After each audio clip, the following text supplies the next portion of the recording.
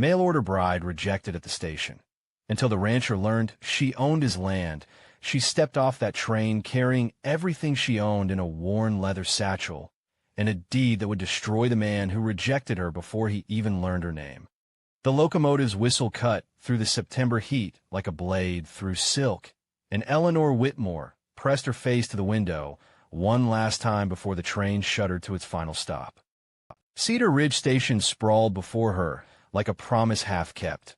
Wooden buildings weathered gray by sun and wind, their shadows short and harsh in the afternoon light.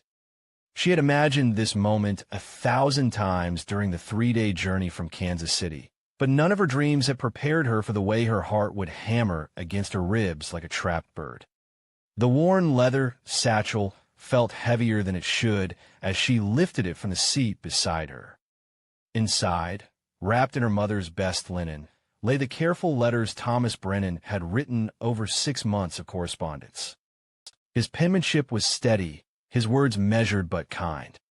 He had described his ranch, his need for a wife who understood hard work, his loneliness echoing through the vast Montana territory like wind through empty rooms. What he had not described was the man himself, and Eleanor had painted him in her mind with broad strokes of hope and necessity. She stepped down from the train car, her simple blue dress, her best dress, though it showed the careful mending at the cuffs, catching briefly on the metal step. The platform stretched before her like a stage, and she felt the weight of watching eyes as surely as she felt the weight of the late summer sun. A handful of men waited near the station house, some leaning against posts, others standing with the particular stillness of men who had learned to wait. Her eyes moved from face to face, searching for the man who had written about calloused hands and quiet evenings, about building something lasting in a land that tested everything it touched. She had memorized his description of himself: tall, brown hair, a scar along his left jawline from a horse's kick when he was 17. She found him standing apart from the others, hat pulled low, his shoulders set in a way that spoke of reluctance rather than anticipation. Thomas Brennan was exactly as he had described himself, but the man who looked at her now bore no resemblance to the voice that had reached across the miles through ink and paper. His eyes swept over her once, quick and dismissive, taking in her mended dress, her work-worn hands, the way she stood with her spine straight despite the trembling in her knees. She watched his face change, watched hope die there as surely as if she had witnessed a candle being snuffed. "You're not what I expected," he said, and his voice carried across the platform like a judgment rendered final. The words hit her with the force of a physical blow, but Eleanor had learned long ago to absorb pain without flinching. She had buried a husband, lost a farm, worked her fingers raw in other women's kitchens, and survived each disappointment by finding some small kernel of strength to carry forward. She found it now, buried beneath the humiliation, and lifted her chin to meet his gaze. "The letters never mentioned what you expected," she said quietly. "Only what you needed." But Thomas was already turning away, his boots loud against the wooden platform as he walked toward a group of men who watched the exchange with the hungry attention of crows gathering around carrion. Their laughter followed him, rough and knowing, the sound men make when they witness another man's mistake played out in public. Eleanor stood alone as the train prepared to continue its journey west, the conductor calling final warnings that meant nothing to her now. She had no ticket for the return trip, no money for lodging beyond what little remained in her worn purse, no plan beyond the letters that had promised her a new life and a man who might learn to love her. The satchel grew heavier in her hand, though she could not say why. Hidden beneath Thomas's letters and her few possessions lay a manila envelope she had barely examined, passed to her by the lawyer settling her great-uncle's estate. Hiram Whitmore had been a name spoken only in whispers in her family, a man who had vanished into the territories 30 years before and never returned. The inheritance had seemed like a cruel joke. What use was land in Montana to a woman stranded in Kansas?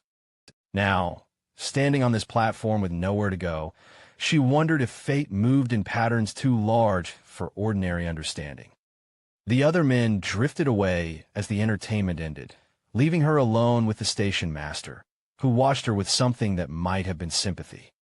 He was an older man, his beard white as prairie grass in winter, his eyes kind behind wire-rimmed spectacles. "Ma'am," he said gently, "the boarding house is just down the street. Mrs. Henderson takes in travelers, and she's got a fair heart." Eleanor nodded, grateful for even this small kindness. She walked slowly down the dusty main street, her heels clicking against the wooden sidewalk, past the general store where faces appeared and disappeared in windows like ghosts watching her passage. The boarding house stood at the corner, its paint faded, but its windows clean, a sign hanging from the porch that promised meals and clean beds. Mrs. Henderson proved to be a woman carved from the same timber as the frontier itself, hard where she needed to be, soft where it mattered. She asked no questions about Eleanor's circumstances, only showed her to a small room under the eaves where the afternoon light fell golden across a patchwork quilt. "Supper's at 6, she said, pausing in the doorway. "Work starts at dawn if you need to earn your keep." Alone in the small room, Eleanor sat on the narrow bed and finally opened the manila envelope that had traveled with her from Kansas. The deed inside was written in the careful script of legal documents, heavy with seals and signatures that meant nothing to her until she read the description of the land. Section boundaries, creek names, landmarks that painted a picture of territory she had never seen but somehow owned. The Brennan Ranch occupied the southeast corner of what the deed described as the Whitmore holdings. She read the document 3 times before the truth settled into her bones like winter cold. The man who had rejected her, who had looked at her with disappointment and turned away without a second glance, had built his life on land that belonged to her. His cattle grazed her grass. His house stood on her soil. His dreams of independence and prosperity rested on a foundation that carried her name. Eleanor folded the deed carefully and placed it back in the envelope. Outside her window, the sun was setting over a town that had no place for her, painting the sky in shades of loss and possibility. She could hear the distant lowing of cattle, the sound carrying on the evening wind like a song she was only beginning to understand. She thought of Thomas Brennan's face when he had looked at her, the way disappointment had replaced whatever hope his letters had carried. She thought of his hands, calloused as he had promised, and the way they had trembled slightly when he turned away. Somewhere in this tangle of pride and property, rejection and inheritance, lay a path forward she could not yet see clearly. The boarding house settled around her with evening sounds, footsteps on stairs, the murmur of voices, the distant clatter of dishes being prepared for supper. Eleanor unpacked her few belongings with the same careful attention she had given to everything else in her life, arranging them in the small space as if she planned to stay.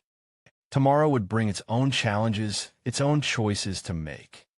Tonight, she would eat Mrs. Henderson's cooking and sleep in a clean bed, and she would not think about the way Thomas Brennan's rejection had felt like a door slamming shut on her last chance at happiness. But the deed lay beside her on the quilt, and in the growing darkness, it seemed to pulse with possibility like a heart learning to beat again. The third morning dawned gray as ash over Cedar Ridge, and Eleanor woke to the sound of Mrs.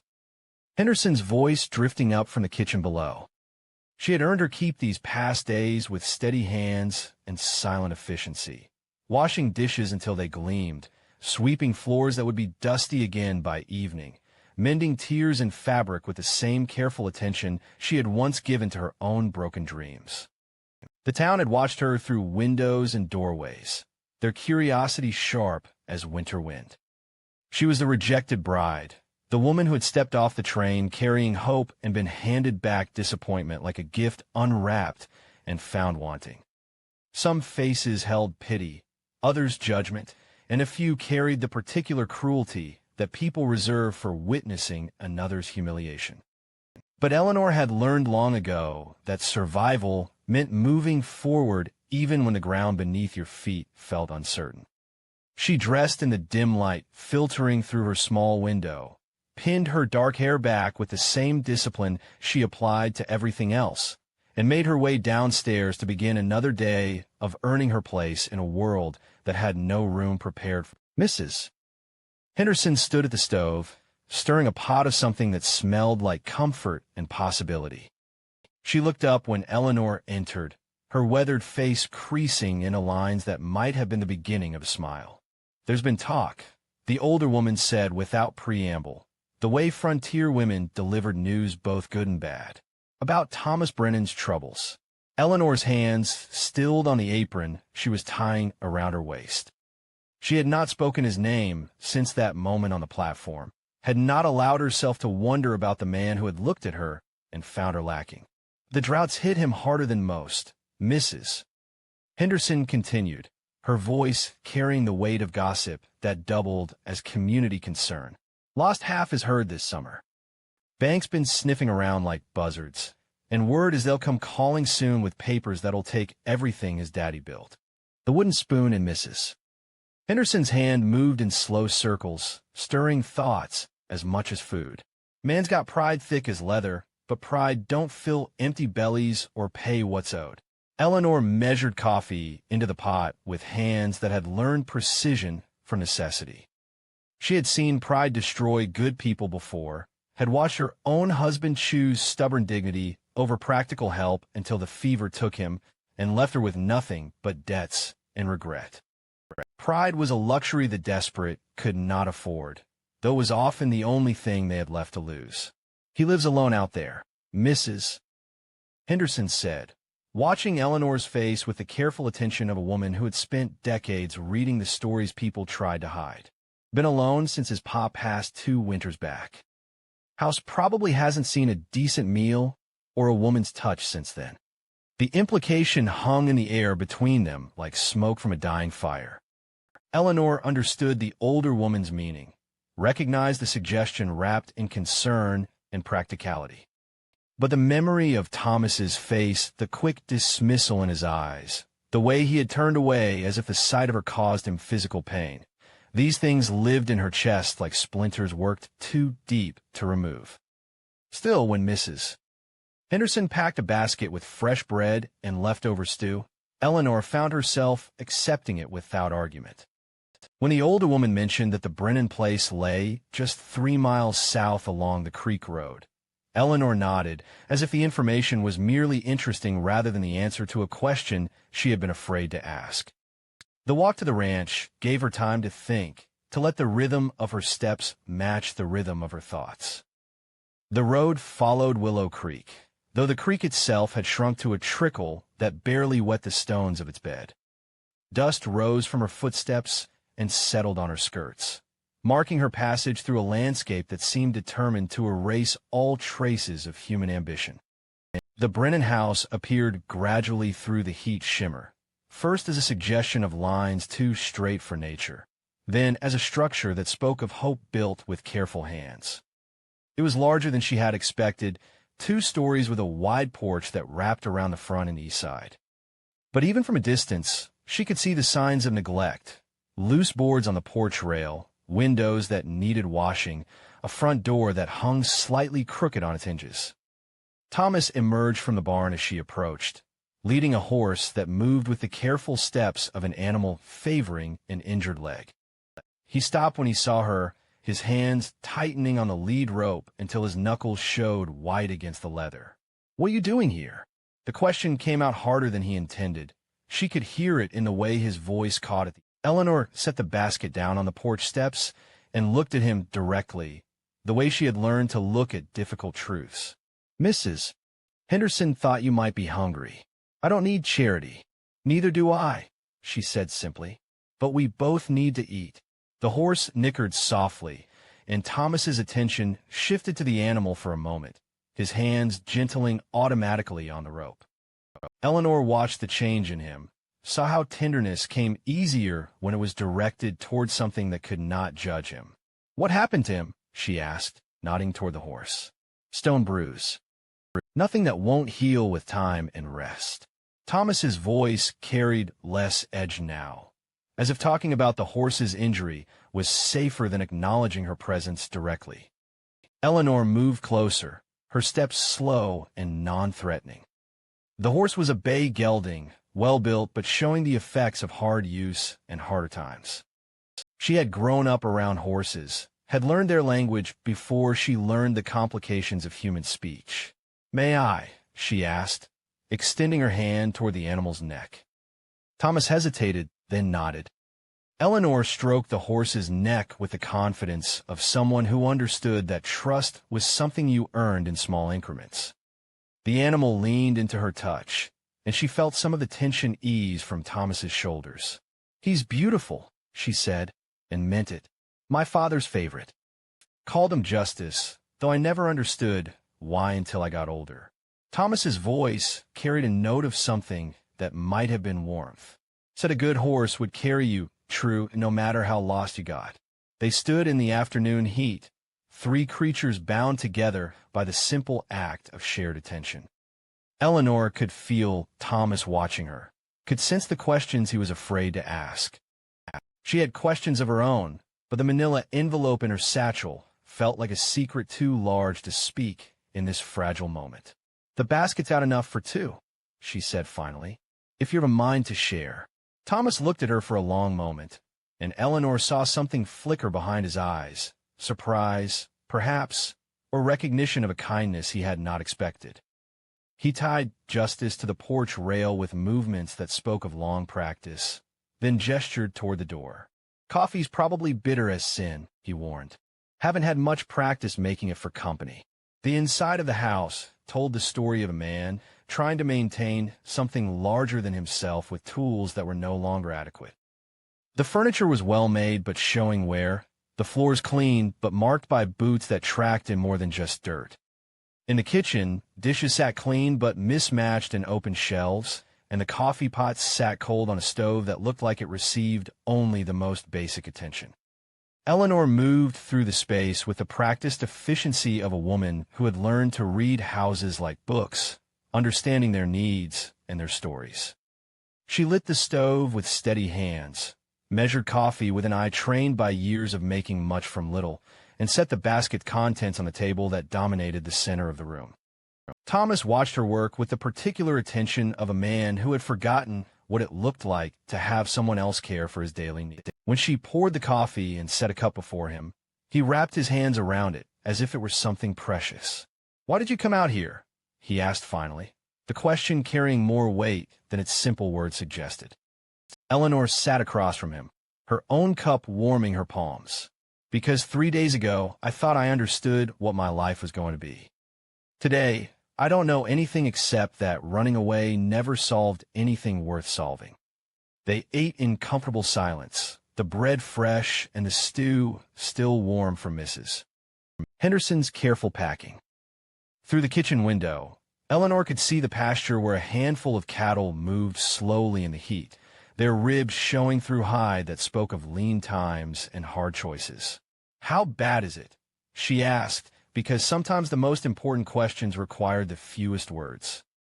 Thomas set down his spoon and looked out the window at land that had been in his family for 2 generations. "Bad enough that pride's about all I got left, and that won't be worth much when the bank comes calling." The afternoon stretched between them, filled with the weight of things unsaid and decisions unmade.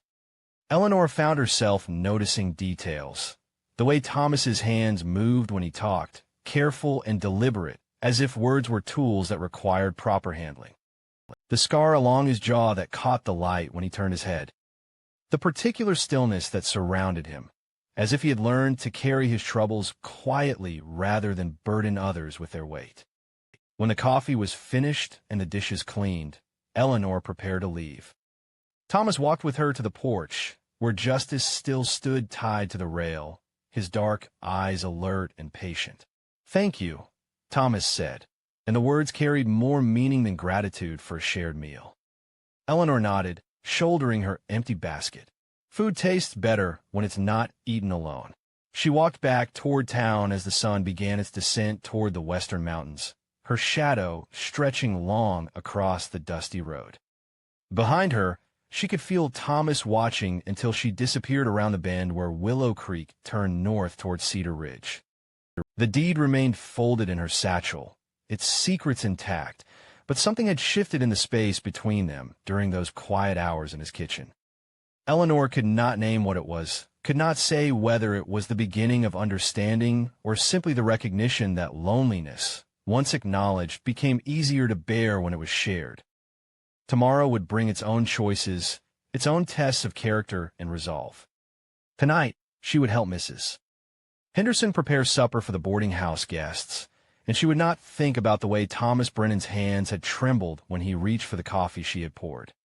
The banker came on a Tuesday morning when the air hung still and heavy, promising storms that might never break.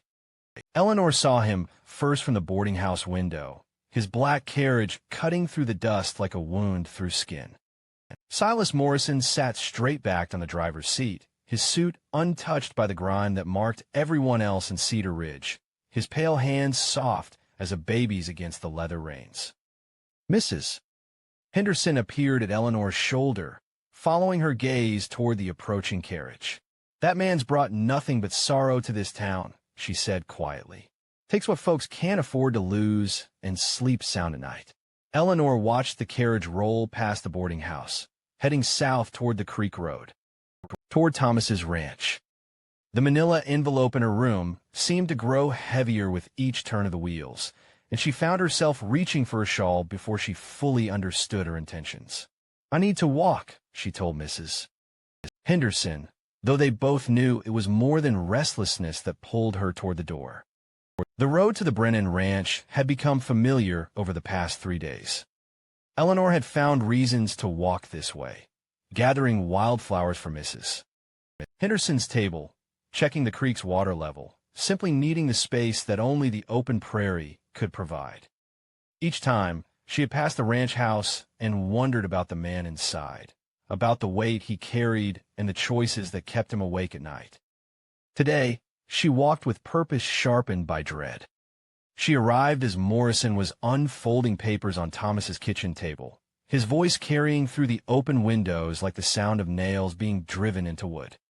Eleanor stood at the edge of the yard, close enough to hear, but far enough to remain unseen, her heart hammering against her ribs as she listened to Thomas's world collapse in measured legal phrases.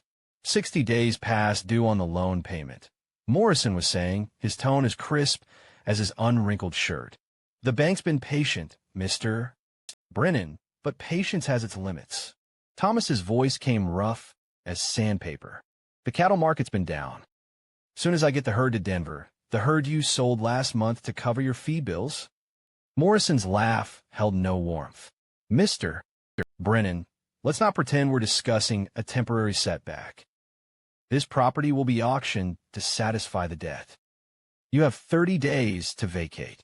Eleanor heard the scrape of a chair, saw Thomas's shadow move across the window. When he spoke again, his voice carried the hollow sound of a man watching his future disappear. "This land's been in my family since before Montana was even a territory. My father cleared these fields with his own hands, and now it'll belong to someone who can actually pay for it." Morrison's papers rustled as he folded them with businesslike efficiency. "Sentiment doesn't settle debts, Mr. Brennan." The front door opened and closed, Morrison's boots loud on the porch boards as he made his way back to his carriage. Eleanor pressed herself against the barn wall, watching as he climbed into the driver's seat and guided his horses back toward town. His face showed no more emotion than if he had just completed a routine purchase of grain or supplies. She waited until the sound of wheels faded before stepping into the open. Thomas stood on his porch, one hand gripping the rail as if it were the only thing keeping him upright. His shoulders bent under weight that had nothing to do with physical burden, and Eleanor felt something twist painfully in her chest at the sight of his defeat. He looked up when her footsteps reached the bottom of the porch steps, and she saw surprise flicker across his features before settling into something that might have been resignation. "Come to watch the show?" he asked, but there was no real bitterness in it, only the flat acceptance of a man who had used up his capacity for anger. "Come and see if you're all right." Thomas laughed, but the sound held no humor. "All right? Lady, I just lost everything my family spent 30 years building. I'm about as far from all right as a man can get." Eleanor climbed the steps slowly, her hand trailing along the rail he still gripped. Up close, she could see the fine tremor in his fingers, the way his jaw worked as if he were chewing words too bitter to swallow. "Tell me," she said simply. And somehow he did. The words came slowly at first, then faster, as if a dam had broken somewhere inside him.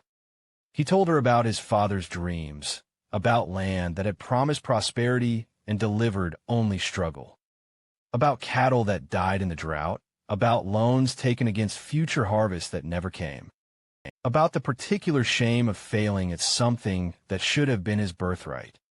Eleanor listened without judgment, without offering solutions or comfort that rang hollow. She had learned that sometimes the greatest kindness was simply bearing witness to another person's pain without trying to fix what could not be mended with good intentions. When his words finally ran dry, they sat in silence on the porch steps, watching the sun climb toward its merciless peak. The manila envelope in Eleanor's satchel seemed to pulse with its own heartbeat, as she found herself thinking about the terrible irony of secrets and their timing. "There's something I need to show you," she said finally, her voice barely above a whisper. Thomas looked at her with eyes that had grown wary. "If it's pity, I've had my fill." "It's not pity." Eleanor's hands shook as she opened her satchel and withdrew the envelope. "It's something I should have told you before now, but I didn't understand what it meant until I heard Morrison's words." She handed him the deed with movements that felt like sleepwalking, watched his face change as he read the legal description of boundaries that matched his own land down to the acre. His eyes moved from the paper to her face and back again, and she could see him trying to make sense of words that rearranged everything he thought he knew about his world. "Hiram Whitmore," he said, reading the name at the bottom of the deed. "That old prospector who used to come through here when I was a boy. My great-uncle. I never knew him, but apparently he knew this land better than anyone realized." Eleanor's voice came steady despite the chaos in her chest. "The lawyer said he filed the original claim back in 1852. Everything else, your father's purchase, the ranch buildings, the improvements, they were built on land he never actually owned." Thomas stood abruptly, the deed falling from his hands to flutter against the porch boards like a wounded bird. He walked to the edge of the porch and gripped the rail with both hands, his knuckles white as bone against the weathered wood. "You're telling me this land, my father's land, my grandfather's before him, belongs to you?" "I'm telling you what the papers say." Eleanor retrieved the deed, folding it carefully along its creases. "I'm telling you that I'm as surprised as you are." Thomas turned to face her, and she saw something wild and desperate in his eyes, the look of an animal caught in a trap of its own making. "So what now? You claim your inheritance and throw me off land I've worked my whole life." The question hung between them like a blade suspended on a thread. Eleanor felt the weight of power she had never asked for, the terrible responsibility of holding another person's future in hands that had been shaped by loss and disappointment. "I don't know," she said, and the honesty in her voice seemed to surprise them both. "I came here looking for a husband and a home. I found rejection and a legal document that makes me owner of something I never wanted to own." Thunder rumbled in the distance, the first sound of the storm that had been building all morning. The wind picked up, carrying the scent of rain across land that had not felt moisture in months. Eleanor watched Thomas's face as he struggled with pride and practicality, with the crushing weight of owing his existence to the woman he had turned away at the train station. "You could sell it," he said finally. "Take the money and go anywhere you wanted." "I could." Eleanor stood and moved to stand beside him at the rail, looking out over pasture that belonged to her in ways she was still trying to understand. "Or I could stay and figure out what it means to own something I've never seen before today." The first fat drops of rain began to fall, leaving dark circles in the dust like promises the sky was finally ready to keep. Thomas closed his eyes and lifted his face to meet them, and Eleanor saw something break open in his expression, relief or surrender or the beginning of something that might, with time and care, grow into hope. "Why?" he asked, his voice so quiet she almost missed it beneath the sound of approaching rain. "After the way I treated you, why would you even consider helping me?" Eleanor thought about the question as the rain began in earnest, washing the dust from the air and turning the world clean. She thought about pride and loneliness, about second chances, and the way kindness could grow in the most unlikely soil. "Because," she said finally, watching the rain soak into earth that had been waiting too long for this gift, sometimes the only way to find what you're looking for is to help someone else find what they've lost. The storm that had been threatening all morning finally broke over them, and they stood together on the porch, two people whose lives had been tangled by circumstance and secrets, watching the rain write new possibilities across the thirsty land. The rain fell for 3 days straight, turning the dusty streets of Cedar Ridge into rivers of mud and filling Willow Creek, until it sang with a voice it had forgotten. Eleanor watched it from her window at the boarding house, her hands wrapped around a cup of coffee that had grown cold, while she wrestled with decisions that felt too large for one person to make alone. The deed lay open on the small table beside her bed, its legal language stark and unforgiving in the gray morning light. She had read it so many times the words had burned themselves into her memory, each boundary marker and property description a reminder of the power she held and the responsibility that came with it. Thomas had not come to town since the day Morrison delivered his ultimatum. Eleanor had seen him once, riding justice along the creek road with the careful attention of a man checking fence lines and water levels, his movements speaking of someone still fighting a battle he knew he could not win. She had wanted to call out to him, to bridge the distance that stretched between them like a canyon carved by years of disappointment, but the moment had passed before courage overtook caution. "Mrs. Henderson found her there as the sun finally broke through the clouds, its light streaming through the window to warm Eleanor's face for the first time in days. "Sitting won't solve what's troubling you," the older woman said, settling her considerable bulk onto the room's only chair. "And from what I can see, you've got troubles that need more than just thinking about." Eleanor turned from the window, grateful for company that asked no questions but offered the gift of listening. Mrs. Henderson's eyes found the deed immediately, her expression shifting as she recognized the importance of official papers in a world where ownership meant survival. "That's what's got you looking like a woman carrying stones in her apron," Mrs. Henderson observed. "Mind if an old woman takes a look?" Eleanor handed over the document, watching as Mrs. Henderson's eyebrows climbed steadily higher with each line she read. When she finished, she folded the papers carefully and looked at Eleanor with new understanding. "Well," she said finally, "that explains a few things." "Does it?" Eleanor's laugh held no humor. "Because I feel more lost now than I did when I stepped off that train." Mrs. Henderson was quiet for a long moment, her weathered hands smoothing the deed's edges with the careful attention she gave to precious things. "You know what I see when I look at this paper? I see a woman who's been handed the chance to write her own story instead of living someone else's, at the cost of destroying his, or at the cost of saving it." Mrs. Henderson's voice carried the wisdom of someone who had watched the frontier teach hard lessons to good people. "That boy's got more pride than sense, but I've got a good heart underneath all that stubborn. Question is, what are you going to do with the power to help him?" Eleanor knew the answer before Mrs. Henderson finished speaking. She had known it, really, since the moment she saw Thomas's face crumble under the weight of Morrison's ultimatum. The knowledge sat in her chest like a coal slowly warming to flame, dangerous and necessary in equal measure.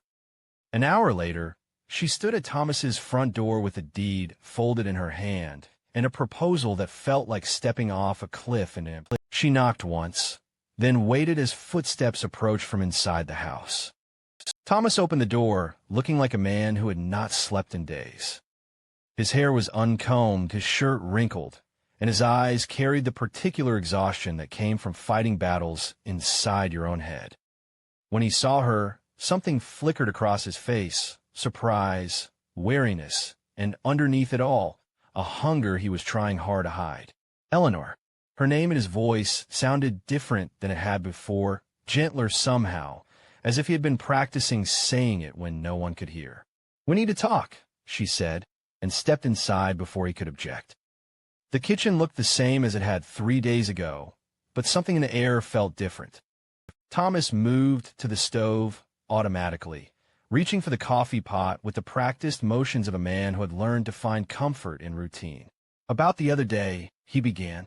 "About partnership," Eleanor interrupted, setting the deed on the table between them like a card played in a game where the stakes were higher than either of them wanted to acknowledge.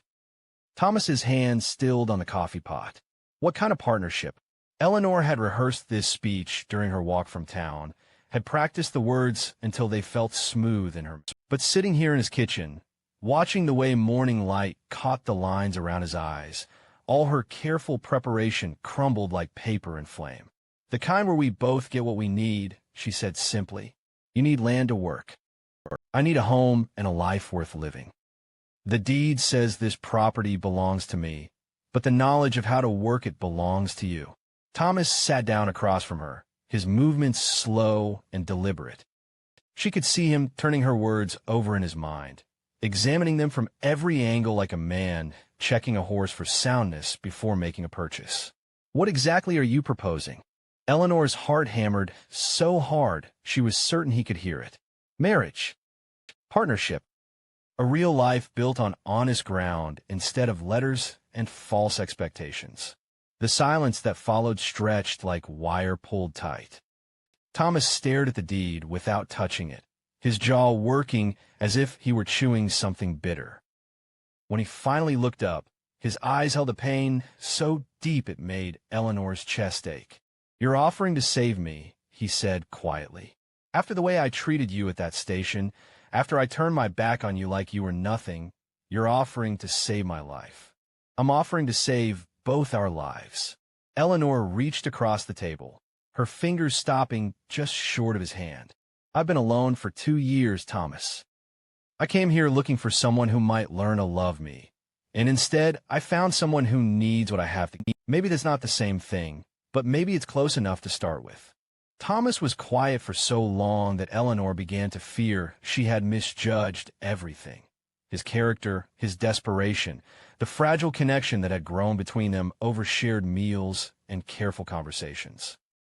When he finally spoke, his voice was barely above a whisper. "What if I can't be the husband you deserve? What if I can't be the wife you imagined?" Eleanor's hand moved the final inch to cover his, her skin warm against the calluses that spoke of honest work. "What if we stop trying to be what we thought we wanted and just try to be what we are?" The coffee boiled over on the stove, hissing against the hot metal, but neither of them moved to tend it. Thomas turned his hand palm up beneath hers, his fingers closing around hers with the careful strength of a man learning to hold something precious. "The bank note's due in 30 days, he said. "Then we have 30 days to figure out how to make this work. People will talk. Say you're buying yourself a husband. Say I'm marrying you for your property." Eleanor smiled for the first time since stepping off the train a week ago. "People talked when I was the rejected bride, too. Let them talk." They spent the morning drawing up papers that would bind their lives together in ways both legal and personal. Thomas showed her the ranch's books, explaining the debts and assets with the patience of a man who had found unexpected grace and honesty. Eleanor produced the small savings she had guarded so carefully, money earned from years of other people's kitchens and laundry, enough to satisfy Morrison's demands and buy them time to build something lasting. By afternoon, they had ridden together to town, Thomas on justice and Eleanor on the gentle mare he kept for light work. At the bank, Morrison's surprise at seeing them together was worth the discomfort of his calculating stare. The deed changed hands with proper legal ceremony, transferring ownership from Eleanor to a partnership that bore both their names. "Unusual arrangement," Morrison observed, his pen scratching across documents that would reshape 2 lives. "Practical one," Thomas replied, and Eleanor heard something new in his voice. Not quite confidence, but the absence of defeat. They were married that same afternoon in the kitchen where they had first shared coffee and conversation, with Mrs. Henderson as witness and the banker himself serving as reluctant officiant. Eleanor wore her blue dress, the same one Thomas had found wanting a week ago, but when he looked at her now, she saw recognition instead of disappointment in his eyes. The ceremony was brief, the words simple, but when Thomas spoke his vows, Eleanor heard the weight of promises he intended to keep. When she spoke hers, she tasted the future on her tongue. Uncertain, difficult, but real in ways her dreams had never been. As evening settled over the ranch, they stood together on the porch where everything had begun to change. The rain had gentled to a whisper, and the air smelled clean and full of possibility. In the distance, cattle moved across pasture that belonged to them both now, and Willow Creek sang its renewed song as it flowed toward whatever waited downstream. "What happens now?" Thomas asked, his shoulder touching hers as they watched the sun set over land they would work together. Eleanor thought about the question, about the enormous leap of faith they had both taken and the uncertain road that stretched ahead. Now we learn what it means to choose each other instead of just needing each other. Thomas nodded, his hand finding hers in the growing darkness. "That might take some time. Good thing we've got it." The first stars appeared overhead, bright points of light in a sky that had been washed clean by rain and possibility. Inside the house, their house now, lamplight glowed warm against windows that reflected their joined silhouettes. Tomorrow would bring its own challenges, its own tests of the partnership they had forged from necessity and sealed with hope. But tonight, as the prairies settled into silence around them and the creek sang its ancient song of persistence and renewal, Eleanor and Thomas stood together on ground that belonged to them both, no longer strangers brought together by circumstance, but partners who had chosen to plant their futures in soil that had been waiting for exactly this kind of tending. The deed lay safe inside the house, its legal power transformed into something more valuable. The foundation for a life built on truth instead of illusion, on choice instead of desperation. And in the gentle darkness that surrounded them, 2 hearts that had learned to hope began the slow, careful work of learning to trust.